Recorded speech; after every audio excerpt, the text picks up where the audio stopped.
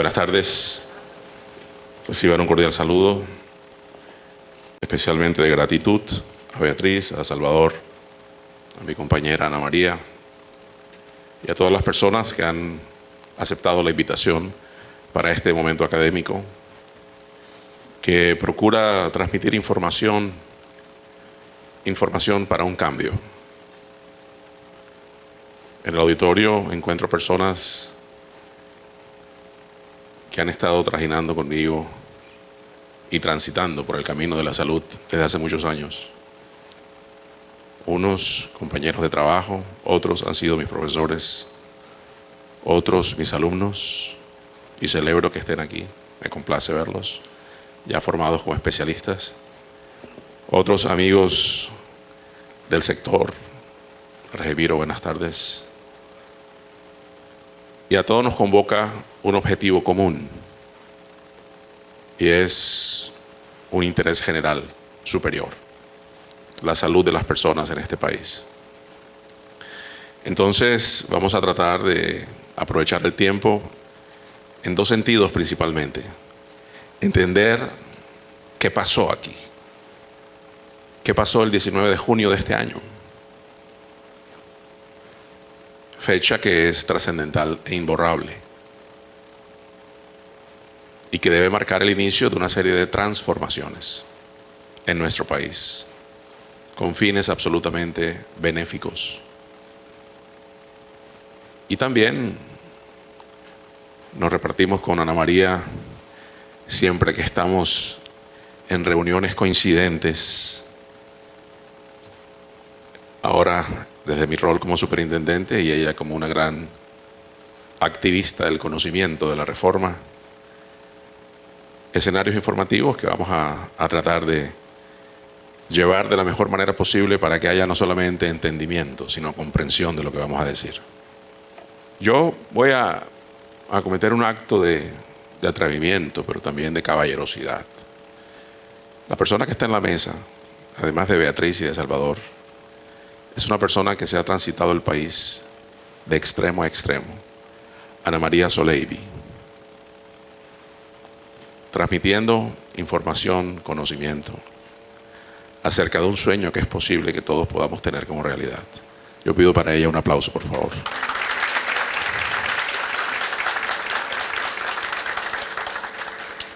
Cuando te saludé allí en el pasillo, te di un abrazo de gratitud y te repetí 3 veces: muchas gracias, muchas gracias, muchas gracias. Nosotros, cuando hablo de nosotros, hablo de la sociedad civil. Yo soy sociedad civil y estoy prestado en un escenario que es una dignidad dentro del Estado para tratar de generar una defensa de un derecho fundamental. Desde 3 roles: la inspección, la vigilancia y el control. Pero hay que entender las cosas desde su origen. Y desde su origen es esta diapositiva que ustedes ven ahí. ¿Qué es eso? Eso es la portada de un libro. Este libro. Este libro que se denomina Agenda de Transición Democrática, otra Colombia es posible. Que estamos referenciando aquí como un documento referente, un documento que procura ser guiador para una transformación positiva de una nación. Es precisamente el faro para muchas de las cosas que hoy están ocurriendo.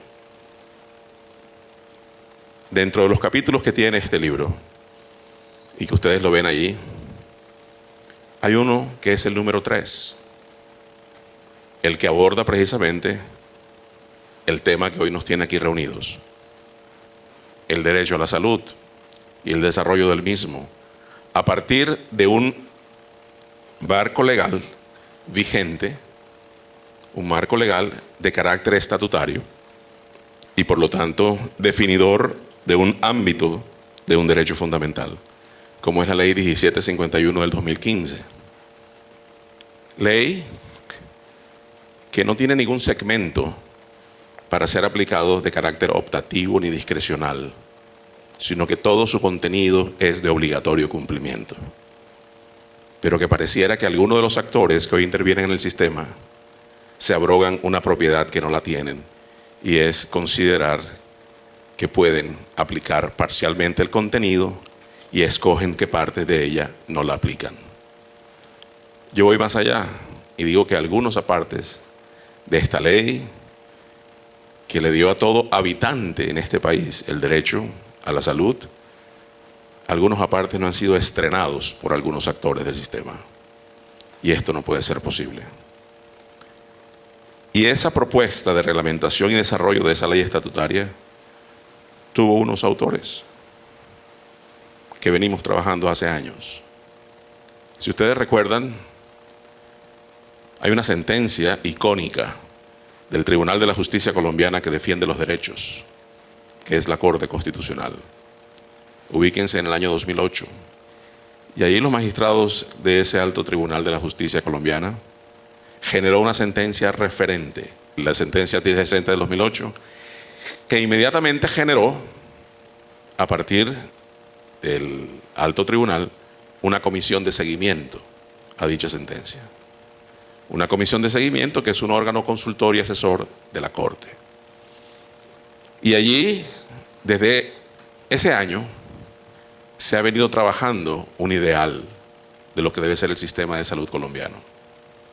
Y que hoy, después de tantos años, está para ser finalmente conocido por el país en lo que es el documento marco, que significaría una reforma integral al actual sistema, donde los intereses de los actores quedan absolutamente subordinados al interés general, que es la salud de los habitantes de un país.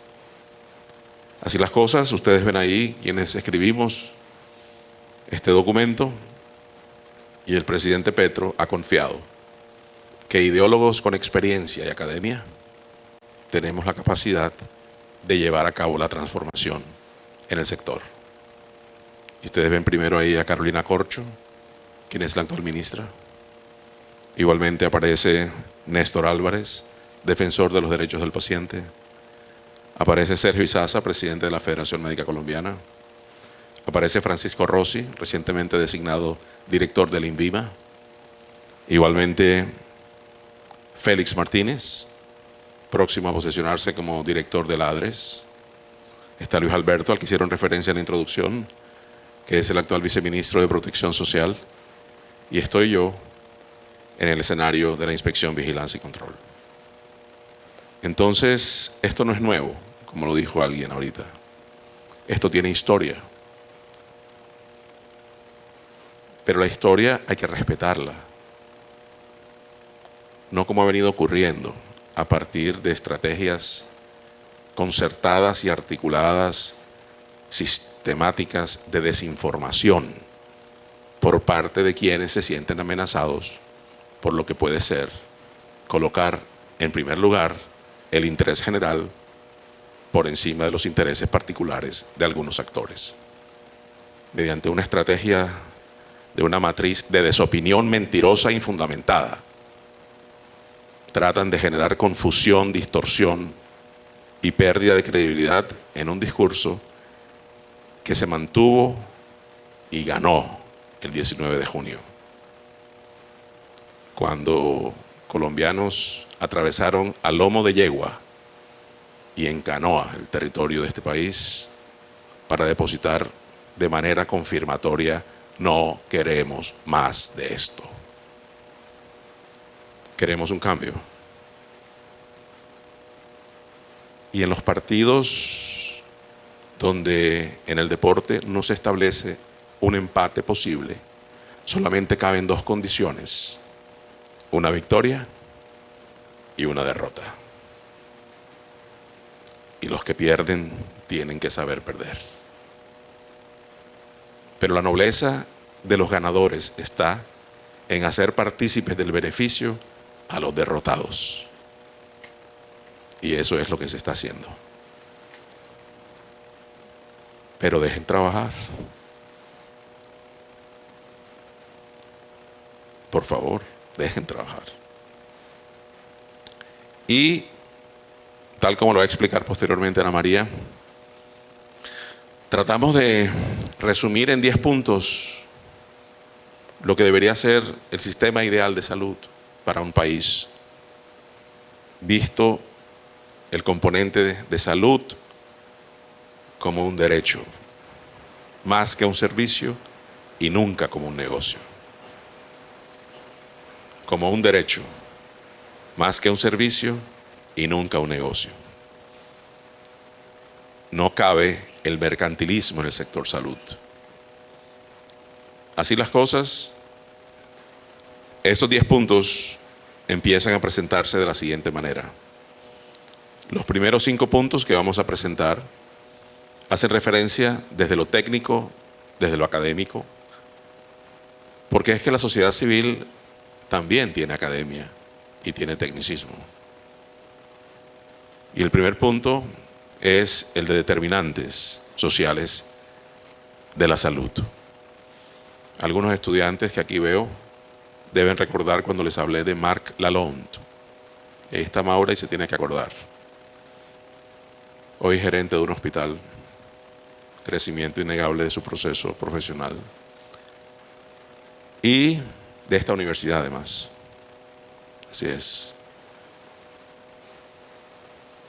Se estructura una teoría de los determinantes de la salud a partir de alguien que modificó, sin ser de formación sanitaria, sino de las jurídicas, porque es un abogado, estructuró el modelo de salud canadiense y definió unos condicionantes incontrovertibles y que sabiamente pueden resumirse en que si no existe un entorno favorable para un ciudadano, difícilmente puede disfrutar de una salud ideal.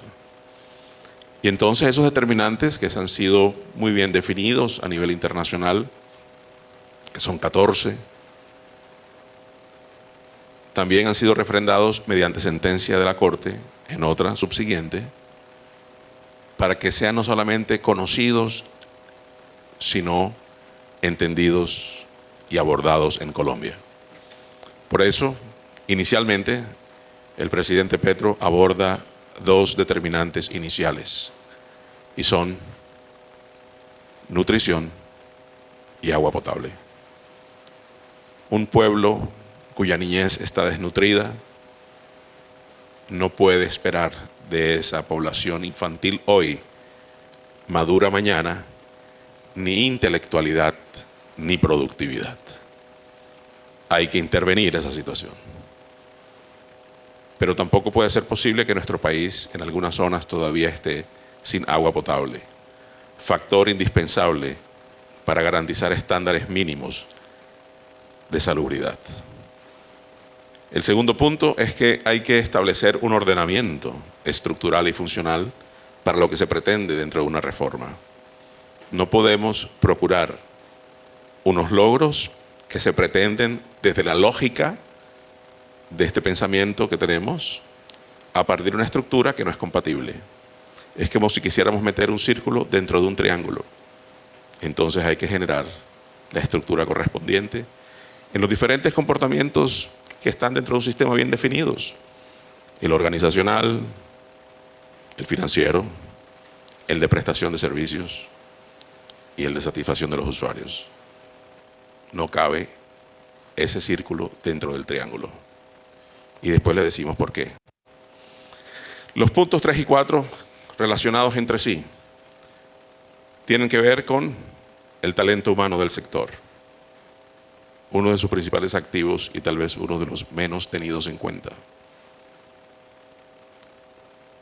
No puede ser posible que hoy tengamos a nivel de vinculación dentro del sector mecanismos contractuales en los diferentes escenarios de la salud en Colombia en un porcentaje más del 70% que sean contratos basura, contratos que no corresponden a documentos que deberían refrendar dignidad a quien así se vincula.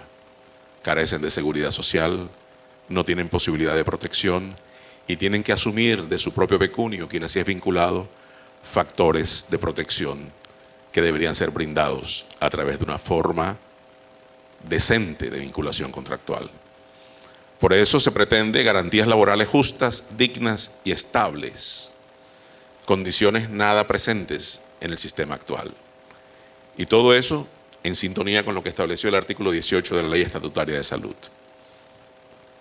Y para ello se requiere igualmente que ese recurso, que es tan importante, permanezca actualizado dentro de la formación que brinde el conocimiento moderno, para poder brindar lo mejor de ellos a quienes son sujetos de carácter propietarios del sistema, que son los usuarios. Entonces ahí va otro entre líneas. Los dueños del sistema son los usuarios. Aún hoy es así. Solo que algunas entidades que participan hoy en el sistema no lo aceptan y se creen dueños hasta de los recursos que son públicos y los consideran privados y posesión de ellos. El quinto punto hace referencia a la financiación del sector, donde es un esquema solidario, respetando la Constitución y procura manejo técnico y transparente de los recursos. Algunos que estuvieron en una conferencia que di hace como 2 semanas en Bogotá y que están aquí presentes en el auditorio, recuerdan que yo hice mención a unas palabras que dijo Marc Lalonde hace como 6, 7 años, cuando fue invitado por la Contraloría General de la República, tratando de conocer un poco lo que pudiera ser una opción de cambio en ese momento. Y cuando revisamos el componente financiero, Lalonde dijo una frase lapidaria: Colombia tiene suficientes recursos financieros para garantizarles a cada ciudadano un excelente plan de salud,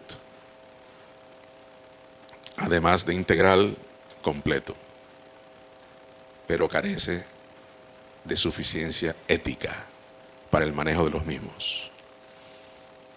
Corruptos no caben en el modelo nuevo. Y ha sido el escenario natural hasta el presente.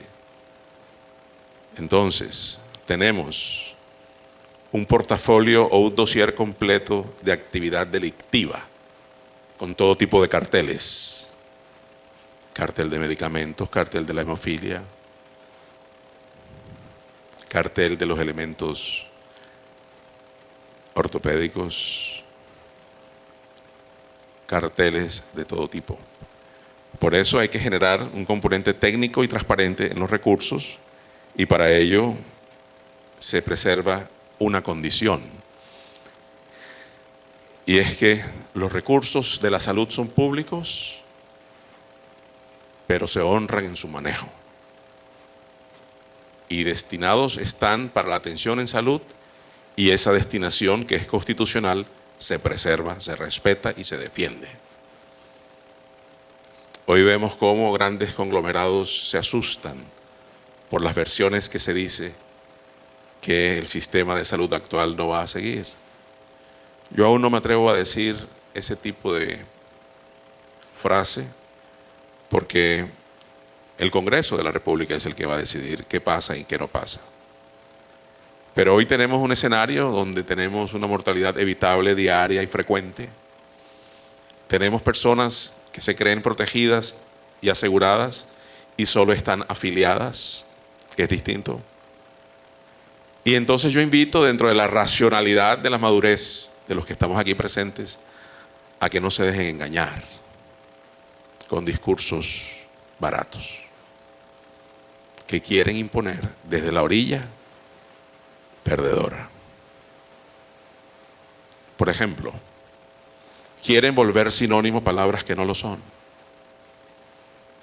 Quieren igualar en el significado y en el alcance afiliación y protección, afiliación y aseguramiento. No lo son. ¿Por qué lo decimos? Con total convicción. Porque si eso fuera cierto, que todo afiliado estuviera protegido y asegurado, no se colocaran en el país cada día 250 tutelas diarias, 45.000 cada semestre, 90.000 al año. Y cuando analizamos esas tutelas, Ana María, encontramos que el 70% de ellas corresponden a personas que tuvieron que recurrir a escenarios judiciales escribiendo una herramienta constitucional de la defensa de un derecho y que lo único que pretendían era beneficios que ya están dentro del plan de beneficios del sistema de salud. No tenían que ser colocadas las tutelas. En otras palabras, son barreras de acceso construidas para evitar demanda de servicios y gasto médico. Procurantes esas barreras de generación del aburrimiento y el cansancio de una persona para que a través del peregrinar de instancia en instancia cesen en su intención de acceder al servicio y tengan que recurrir al gasto de bolsillo para poder acceder a él. Entonces, no se dejen confundir. Ni tampoco es lo mismo cobertura con acceso. Técnicamente son cosas distintas, pero el país trata de ser inducido desde una dialéctica confusional, queriendo igualar cosas que no lo son. Como por ejemplo que si Colombia tiene 90 y pico por ciento de cobertura, en ese orden de ideas el 99 punto y pico de personas en Colombia tienen acceso a los servicios. Y eso no es así.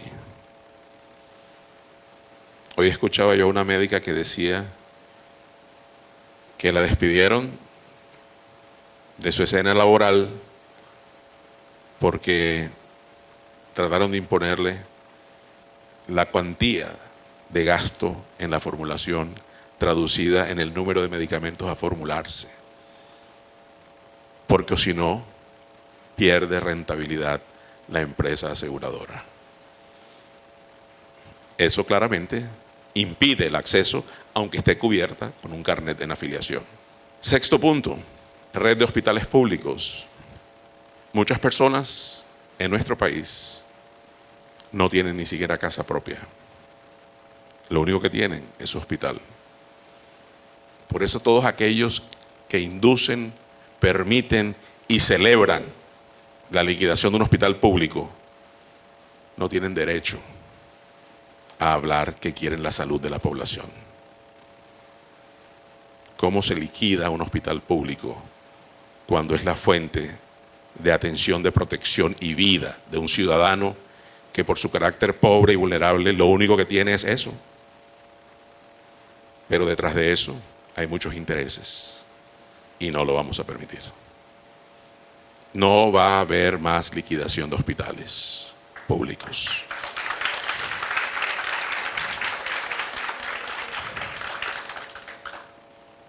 Porque no es justo.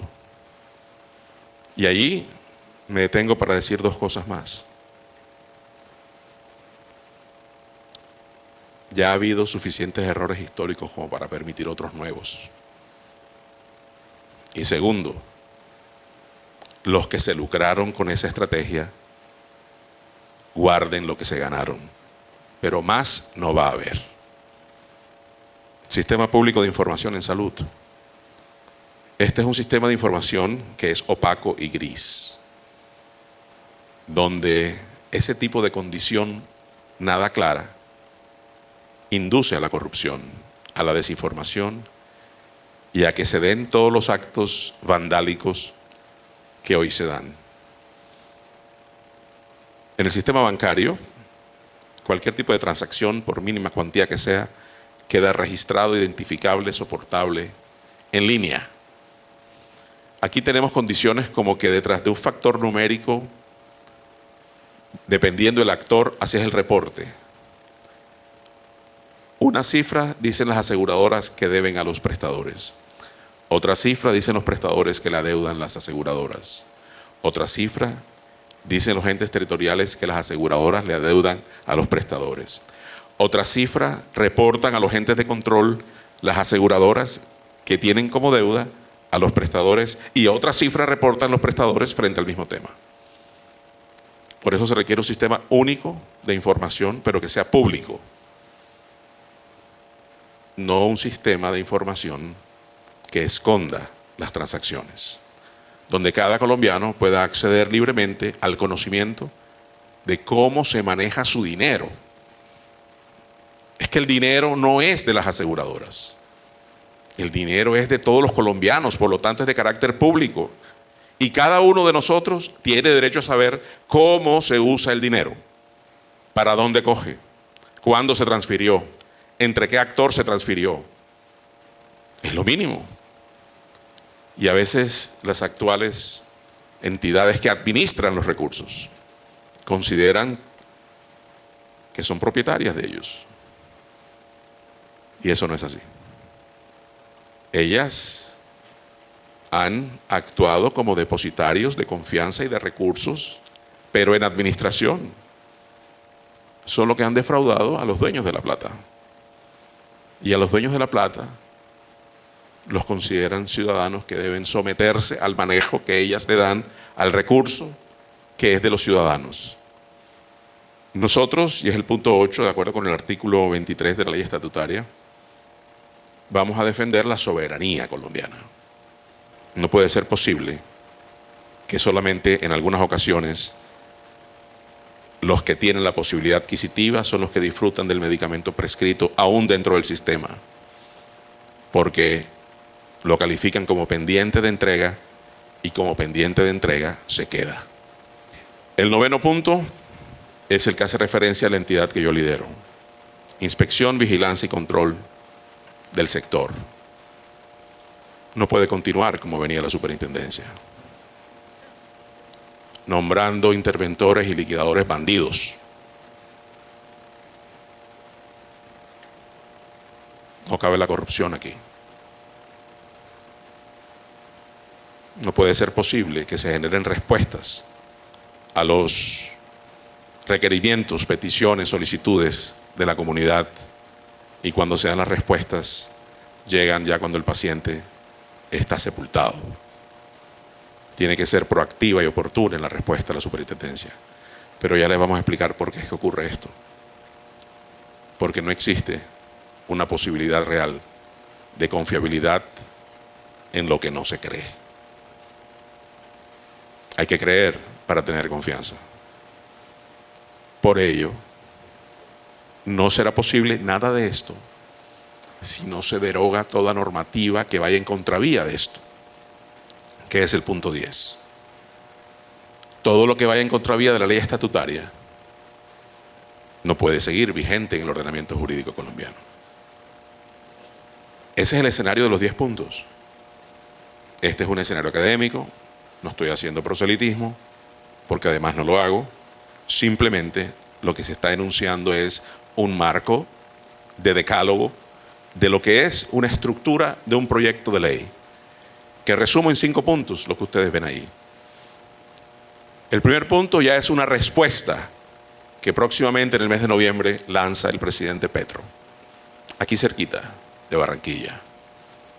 Y es un modelo de atención primaria en salud con enfoques preventivo y predictivo. Ustedes en la historia natural de la evolución de los modelos de salud recuerdan, y a esto hay que meterle técnica para entender cómo son las cosas. El discurso sin técnica es verbo de esquina. Aquí hay que meterle conocimiento al asunto. Verbo de bordillo, también dice aquí Argemiro.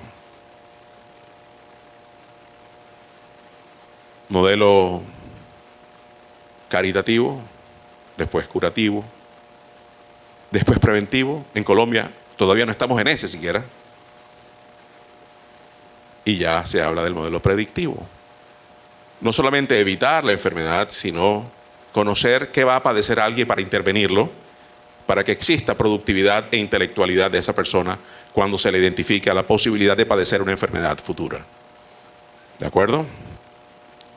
Entonces, ese es el modelo de atención en salud primaria de este gobierno, que empieza en su lanzamiento en próximas semanas. Hoy se han dado cuenta quienes compartieron la ideología del actual presidente y los que no, y hoy son gobernantes, que por ahí es la cosa. Y tenemos muchos gobernantes territoriales que han dicho sí. Y hay miles de equipos de salud ya conformados, dispuestos a abordar ese enfoque.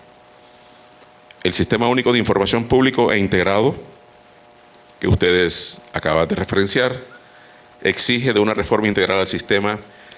Y soy enfático en esto. Después de la Ley 100, se han dado 5 o 6 reformas, pero han tenido todas una característica, que han sido cosméticas, han sido estéticas, paliativas y remendativas. Y para esto se necesita una reforma integral, medular, estructural, donde no cabe el negocio, sino el derecho. Con intervención de los determinantes sociales de la salud. Y de quinto, no por menos importante, sino para detenerme más, la dignificación de los trabajadores y las trabajadoras de la salud. Hay que honrar la memoria de los que el COVID se llevó. No puede pasar eso otra vez. Quienes pusieron la carne en el asador, los trabajadores de la salud. Y hoy tenemos amigos, familiares, que hacían parte de esta especial brigada de protección de la salud de los colombianos, que ya no están. Por desprotección, por falta de una vinculación laboral decente, y con familias desprotegidas hoy. Dentro de lo que es el estado del arte del sistema de salud colombiano, hay una premisa, y es que los recursos de la salud y la seguridad social solamente pueden ser utilizados en un fin, no en el lucro de los actores, sino para los fines que sean dispuestos, garantizar la atención en salud de los colombianos. Y entonces a mí se me ha endilgado una responsabilidad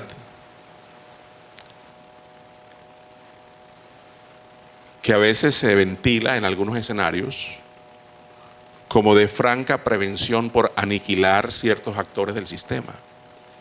Yo hoy voy a aclarar eso dentro de lo académico. Yo sí llegué para aniquilar a algunos actores, los que se vuelan la escuadra y le generan daño a la salud y la vida de los colombianos. Y yo espero que ustedes me acompañen ahí.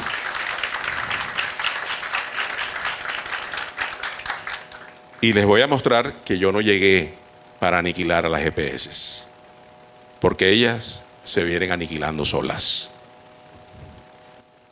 Aquí está este escenario informativo, donde demuestro cómo desde el año 2015 se iniciaron la liquidación de estas entidades administradoras de recursos de salud, que originalmente se llamaron entidades promotoras de salud. Promotoras de salud, es decir, promoción de la salud. Y hoy se quedaron en el ejercicio financiero, no en el ejercicio proteccional de la salud. Y entonces, ustedes ven un escenario donde hasta el mes de marzo del presente año, con el anterior superintendente, se liquidó la EPS Medimás. Y ahí ya iban 14. Yo solo he liquidado 2 en un mes. Pero no porque tengo el afán de liquidarlas, sino porque me asiste la obligación de proteger a las personas que allí estaban creyendo que estaban protegidas. Y lo que estaban era solo afiliadas, pero con un gran riesgo de amenaza a su salud estando allí afiliadas. Y por eso liquidamos con Fahuila y liquidamos con Vida. Entonces, como me dijeron hace una semana en otra ciudad, también están acabando lo público. Con Vida es público, pero no por lo público vas a amenazar a tu población afiliada. También lo público tiene que ser garante de la protección de la salud y la vida de sus afiliados. Y entonces, ¿cómo es que un superintendente toma una decisión de liquidar? En ambiente académico vamos a hacer pedagogía para que se entienda cuáles son los parámetros que yo asumo al momento de tomar ese tipo de decisión. Hay 3 criterios. Yo los reordené. Antes, el primero era el financiero. Para mí, el primero es el derecho a la salud. Es el que se conoce como el componente técnico-científico. Una entidad debe generar toda una operación garante de la protección y la atención en salud de un afiliado.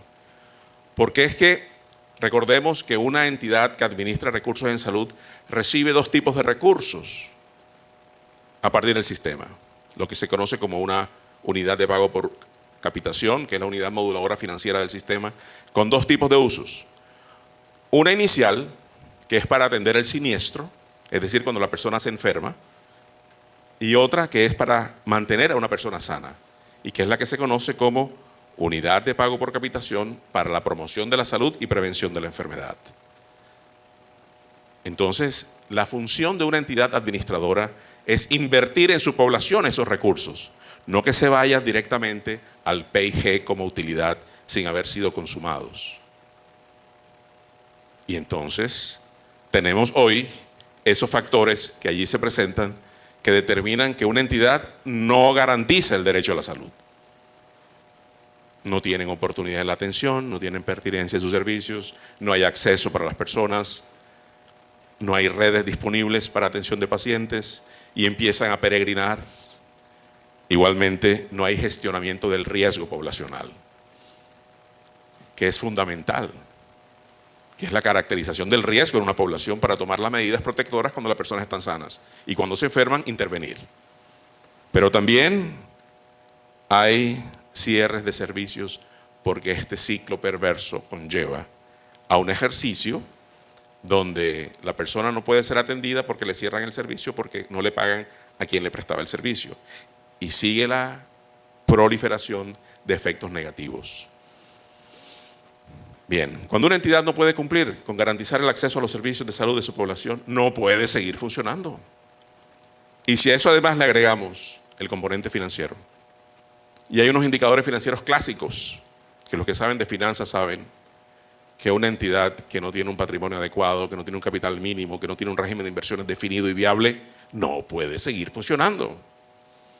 Ni puede seguírsele entregando billonarios recursos, porque no los va a canalizar para quien tiene que darlos, que es la atención en salud de los dueños del sistema. Y fuera de eso hay un tercer componente, que es el componente jurídico, donde tienen una gran concentración de pasivos a expensas de procesos jurídicos que no resuelven porque no les interesa resolver, sino hacer un uso indebido del recurso.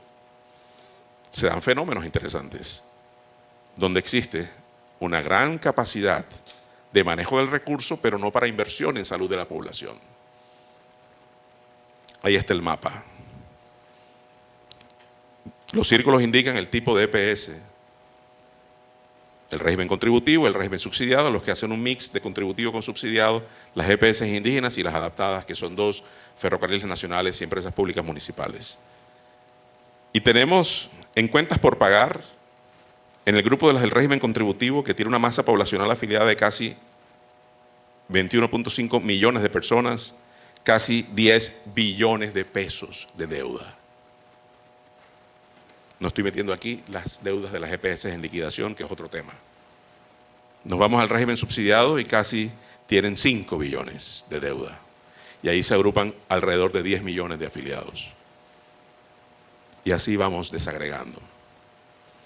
Pero cuando nosotros identificamos cuál es la condición de fragilidad que hoy tiene ese sistema de aseguramiento, identificamos esto. Entidades que se encuentran bajo medida de vigilancia especial. 10 en este momento. Entonces, ese es como el ranking del peligro. Porque son las que están en esa condición de vigilancia especial, porque no cumplen y se ha generado una acción tutelar por parte del vigilante natural y sectorial, que es la superintendencia, y ustedes ven allí 10 entidades, les voy a mencionar por si no lo leen atrás: Dusacavi, Capresoca, Sabia Salud, Asmed Salud, Ecopsos, Emsanar, Confaguajira, Confachocó, Conforiente y SOS EPS, que al estar de último es porque está en SOS, precisamente, SOS. Ustedes ven en rojo ahí Sabia Salud,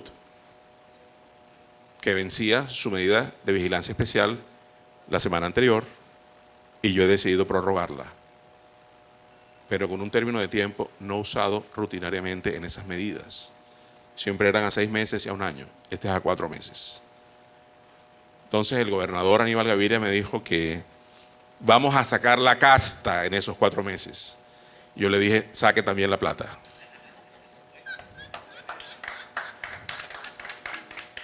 Porque es que hay que capitalizar. Esto no es solo recibir. Si quieres continuar, mientras esté esta normatividad, hay que capitalizar. Entonces, esta semana recibí a muchos de los dueños de las EPS, porque ante la liquidación de algunas se redistribuyen los usuarios en una dispersión a unas entidades receptoras, y cuando la cantidad de afiliados aumenta, ellos tienen que aumentar su reserva técnica. Y eso es plata. Entonces, me decían algunos, pero ¿cómo vamos a capitalizar si ustedes dicen que las EPS se van a acabar? Y yo le dije, porque mientras esté la normatividad actual, tienen que capitalizar. Lo que va a ocurrir en marzo se verá. Las condiciones y reglas de juego son las vigentes. No existen ni presunciones ni suposiciones. Y por eso capitalizaron esta semana la nueva EPS y entran a capitalizar todas aquellas que de manera importante han recibido afiliados a partir de la dispersión que se ha dado de afiliados por parte del sistema en las que han sido liquidadas.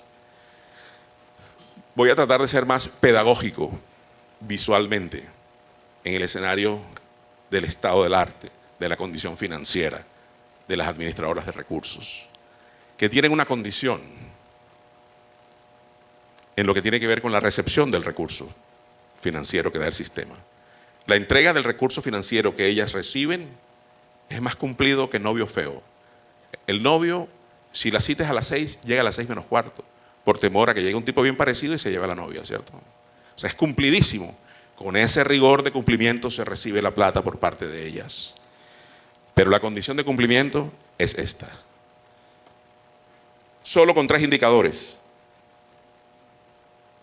Patrimonio adecuado, capital mínimo y régimen de inversiones.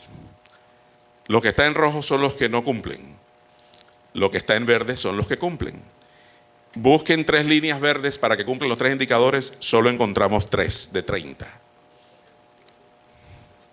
Y algunas están rojo en los 3. Eso no puede seguir. ¿Por qué? Porque no podemos avalar el riesgo que corre un afiliado frente a un componente que es el que garantiza después la prestación de servicios. Pero eso es preocupante. Nosotros en la evaluación de criterio le hemos agregado 2 más, y es gestionamiento del riesgo poblacional junto con cumplimiento de habilitación de la resolución 497, que es la que da los estándares de habilitación. Porque es que las administradoras se equivocaron y pensaron que una vez salvo, siempre salvo. Si cumpliste una vez para autorizarte como administradora, debes seguir cumpliendo siempre. Sobre todo cuando encontramos este nivel de detalle, que lo mencionabas tú esta mañana, Ana María, en la correría de medios que hiciste aquí en Barranquilla. Solo en el año 2022, al corte del mes de septiembre, la Superintendencia Nacional de Salud recibió 717.913 quejas, peticiones, soluciones, necesidad de apoyo, súplicas, porque les estaban negando los servicios. Si bien ya eso es grave, cuando vemos cuánto de esos, el 35% implicaba riesgo de vida, 35%, entonces uno comprueba que en algunas administradoras están más amenazados que asegurados sus afiliados. Y eso pone a pensar al superintendente si están cumpliendo su rol de protectoras de sus afiliados. Y cuando lo desagregamos por tipo de régimen, tenemos que en el contributivo tienen la carga de esos PQRs, el 50%, las que hacen el mix del doble régimen, el 28%, y los que solo manejan subsidiado, el 21%. Ese tipo de realidad, entonces, genera que a mi llegada yo haya definido 3 rutas para dimensionar nuestro rol. Cuando yo llegué, por cada 100 colombianos que les preguntaban si creían en la superintendencia, 70 decían que sí y 30 que no. No sé si ese 30% puede resultar más si hubieran entrevistado a ciertos segmentos poblacionales que no fueron encuestados porque se pretendía era una respuesta positiva. Aquello de las encuestas. Por ejemplo, esa encuesta inductora de una prerespuesta que dice, ¿está de acuerdo con que acaben su EPS? Entonces, obviamente, cuando no hay otra opción de respuesta alterna, la gente asocia eso con que le van a quitar la salud, en el malentendido que las EPS son prestadoras y no lo son. La gente recibe los servicios en los centros hospitalarios y clínicas, no en las administradoras. Pero volvamos aquí al tema. Yo no puedo esperar que la gente crea en la superintendencia si la superintendencia no genera una visibilidad funcional, territorial y presencial. Por eso pretendemos que la superintendencia sea una entidad cercana, amiga, solidaria, con una capacidad resolutiva real, que genere oportunidad en la respuesta y en su actuar, pero que además maneje una actitud proactiva frente a los dueños del sistema, no frente a los que administran recursos. La Fiscalía General de la Nación hace poco ha generado un informe donde demuestra que uno de los focos de corrupción hasta el cierre de agosto, que demandaba recursos públicos, era el pago de las EPS a funcionarios de la superintendencia para obtención de privilegiada información. Eso no puede seguir. No lo dije yo, lo dijo la Fiscalía. Y eso es corrupción. Y entonces, si el vigilado se enmanguala con el vigilante y el vigilante con el vigilado, tenemos un sistema como el que tenemos hoy. Hagámonos pasito y todo para el bolsillito. Y empezamos a tomar decisiones. Ordenamos la liquidación a los 4 días de mi llegada. Entonces, algunos acostumbrados al viejo país, Argemiro, Ulaí, te vas a quemar. Solo van 4 días. Yo llegué para cumplir el mandato desde el momento en que posicioné, no después. Y entonces, no llegamos, ninguno de los que llegamos, y aquí somos equipo, Carolina y yo. No hay nada que allá pase que nosotros no sepamos, ni nada que acá pase que allá no se sepa. Y nosotros alimentamos a personas como Ana María para que dispersen el conocimiento. Entonces, hay que hacer algunas claridades. No llegamos para mantener ratings de popularidad. Mis medidas son impopulares para los bandidos, pero son celebradas por quienes resultan beneficiados en la protección de la salud y la vida. Eso es lo que me interesa. No llegué para trabajar por opinión, sino por convicción. Y por eso tomamos medidas que hay que tomar. Entonces, no sé por qué nunca se había generado la aplicación de un marco legal frente a unos agentes especiales que en nombre del Estado tienen roles de interventores, de liquidadores y de contralores en entidades del aseguramiento y de la prestación. Y tomé una medida que no les gustó. Los mandé a declarar bienes y rentas, donde duele el bolsillo. Y entonces, en este entramado mafioso, no hay agradabilidad cuando empezamos a meter juicio y orden. Alguien lo tiene que hacer. Y desde ahora, no con la reforma.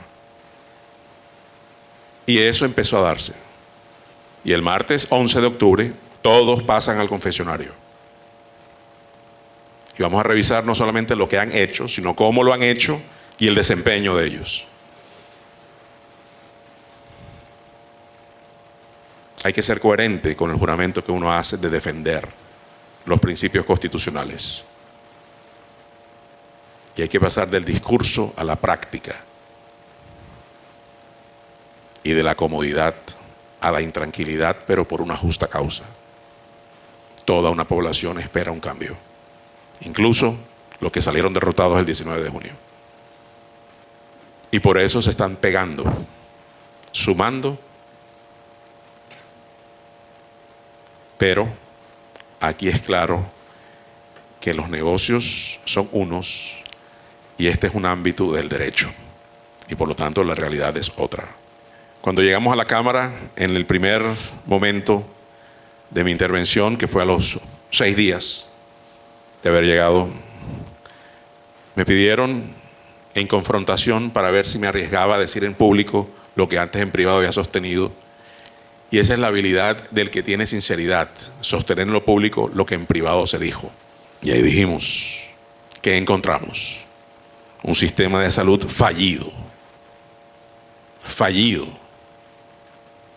Porque cuando se genera una inversión de casi 70 billones de pesos en la salud de los colombianos y tenemos los resultados de morbimortalidad que tenemos hoy, es un sistema fallido. Totalmente. Y eso hay que hacerlo público para que la gente entienda que no podemos seguir con lo que hay hoy. Yo resumo en una frase por qué los enemigos de la reforma dicen, hacen e inventan lo que dicen, hacen e inventan. Desde el punto de vista financiero es muy claro. ¿Cuántos billones de pesos fluyen en el sistema cada año? Más o menos 70 billones. Cifra nada menor. ¿Y cuánto se queda en intermediación? El 8%. Calculen. 5.6 billones de pesos. Cuando eso se deja de tener, hace que la gente diga, haga e invente todo lo que está diciendo, haciendo e inventando. Ese es el dolor. A muchos que le mancillen su nombre les duele, que les mancillen su honra les afecta, pero que le saquen la plata del bolsillo los mata. Y eso es lo que está pasando. Entonces, identificamos causas suficientes como para llamar al orden a los presidentes de las EPS que antes se sentaban a manteles con los vigilantes. Entonces vamos a ver cómo es que estamos con la mortalidad materna y la mortalidad perinatal. Los técnicos que están aquí que saben que eso no puede ocurrir porque se considera una mortalidad evitable. Y hay maternas que en este momento no han recibido, estando afiliadas, el primer control prenatal. Niños muriendo sin tener que morir. Personas gozando de afiliación, mas no de protección. Entonces, esto no puede seguir. Y por eso me gustó un titular que sacó el periódico local de acá de Barranquilla, en la parte inferior derecha de sus vistas, de una frase que dije yo. Las EPS no pueden seguir determinando quién vive y quién muere. Es lo que están haciendo. Cuando tú colocas barreras de acceso, determinas quién pasa y quién no pasa. Quién se enferma y quién no. Quién vive y quién no. Eso con el tema de la protección a la salud. Pero nosotros también llegamos para proteger los recursos.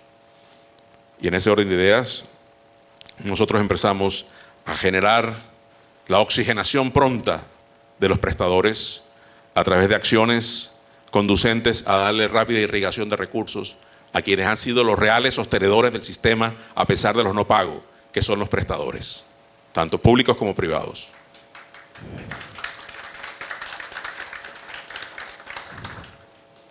Y además, empezamos a aplicar algo que es de lógica aplicación.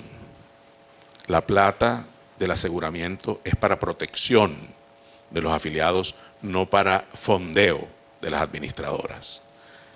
Y empezamos a aplicar un decreto que desinvierte la plata que tienen las EPS en sus arcas para pagar carteras a los prestadores públicos y privados. Y es así como definimos el corte de tiempo para pagos de estos tipos de obligaciones el 30 de septiembre pasado, hace solo 7 días, y el 30 de octubre tienen que estar pasando los soportes de las cuentas. Y esto es gestión del gobierno marca Petro, que se comprometió a irradiar plata pronto a los hospitales y a las clínicas. Y después de haber verificado, después de haberle exigido a las EPS que no guardaran esa plata porque era para pago de hospitales y clínicas, presentaron unas propuestas indecentes iniciales de pago. EPS que dijeron, pagamos 0 pesos. Tío, esto no es optativo, esto es mandatorio. Y ahora hay superintendente aquí. Y esa me subió a 30.000 millones después. No aceptamos. Subió a 50.000, no aceptamos. Hasta que aumentó donde era.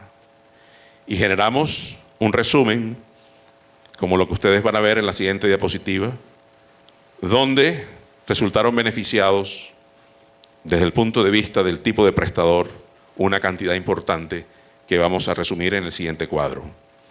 ¿Cuánta plata llevó el gobierno Petro en menos de 2 meses? 848.000 millones de pesos a clínicas privadas y hospitales públicos. Esa plata la sacamos de las EPS. Desinvertimos reservas técnicas. Y la nueva EPS se tuvo que bajar del bus. Y casi 729.000 millones de pesos. Y así el resto. Y ahí tenemos el resumen. Ángel, tú que has sido un luchador del sector hospitalario público. Desde chiquito te estoy viendo. 1.050 hospitales beneficiamos con ese pago. Todavía no he escuchado los reconocimientos a las gestiones del gobierno. Pero no importa, no trabajamos para ser reconocidos, sino para ser cumplidos. 1.205 entidades privadas. Eso no es un trabajo menor. Lo bueno es lo que viene ahora. Esta plata correspondía a la concentración del 15% de reservas técnicas con carteras mayores a 180 días. Hasta el mediodía de hoy estaba reunido el grupo de la superintendencia y el grupo del ministerio, incluso antes de venir en el carro acá, veníamos trabajando. Hola Cristóbal. Con la intención de ampliar el espectro de acción de ese decreto. Y vamos a ampliar todavía más el marco de cartera para que podamos sacar más plata todavía de ese régimen de inversión de las EPS. Por eso es difícil, en 30 y pico de días que llevo yo, vencer 30 años de ignominia. Pero procuramos ser cercanos, solidarios y amigos. Nuestra capacidad resolutiva antes de la reforma, Ana María, que ahí en la reforma se plantean unos tiempos de respuesta menores a los que hay hoy, ya estamos aplicando inclusive tiempos menores de respuesta ante requerimientos del ciudadano, para generar credibilidad. Nosotros queremos ser el amigo de la gente. Cuando uno tiene una dificultad recurre al amigo y uno sabe que si requiere, por ejemplo, el pago de un arriendo porque uno no tiene plata, uno extiende la mano y recibe la certeza de la respuesta de una confianza de un amigo. No queremos el amigo que le dice, está bien, te voy a ayudar en el 2028. No, yo necesito ya la respuesta. O se acerca y te digo, estoy contigo y te da un abrazo. No. Lo que necesitan es respuesta oportuna, pertinencia, capacidad resolutiva, oportunidad. ¿Hasta cuándo? Solo iniciamos esta carrera que eventualmente será de relevos. Hoy soy yo. Mañana tienen que venir otros que piensen igual para que no se desvirtúe lo que hoy es un sueño con camino a la realidad. Lo que podemos decir con certeza, con convicción, es que insistiremos en este trasegar por este camino nada cómodo, pero altamente gratificante, trabajando hasta que la dignidad y el respeto por la salud y el derecho a la salud se vuelvan costumbre en este país y dejen de ser un discurso o una retórica. Si ustedes quieren que eso ocurra, entonces móntense en este bus que conduce a la defensa del derecho. Y los que no se han decidido, decídanse, porque Colombia enfrentará dos alternativas cuando el Congreso decida. O sigue en lo que está hoy, con desviación de recursos, muertes evitables, falta de aseguramiento real, despilfarro de la plata. O llegamos donde tenemos que llegar y la salud deja de ser un negocio para convertirse en el derecho que tenemos desde el 2015 por ley estatutaria, pero que algunos no han querido ni asumirlo ni defenderlo. Muchas gracias.